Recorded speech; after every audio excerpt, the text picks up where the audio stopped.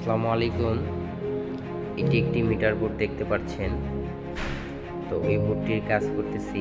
আসলে যাদের বিদ্যুৎ বিল বেশি আসে আপনাদেরকে বলছি, যারা বলেন যে বাসায় বিদ্যুৎ বিল বেশি আসে, তো প্রথমত আপনি দেখবেন কি চালাচ্ছেন, কতখানি লোড আছে। যদি লোড অনুযায়ী বিল ঠিক থাকে তাহলে ঠিক আছে। যদি লোড অনুযায়ী অতিরিক্ত বিদ্যুৎ বিল আসে তাহলে আপনি দেখবেন আপনার রুমে কোনো বাইপাস লাইন আছে কিনা, বা আপনার রুমের ভিতর থেকে কোনো দিকে লাইন গেছে কিনা, কোনো দিক থেকে আসছে কিনা, বা মিটারের সাথে কোনো অন্য মিটারের নিউট্রাল কমন করা আছে কিনা, বা গ্রাউন্ডিংয়ের সাথে নিউট্রালের কোনো সংযোগ আছে কিনা। যদি থাকে তাহলে বুঝে নেবেন যে নিউট্রাল মিটারটি বাইপাস আছে।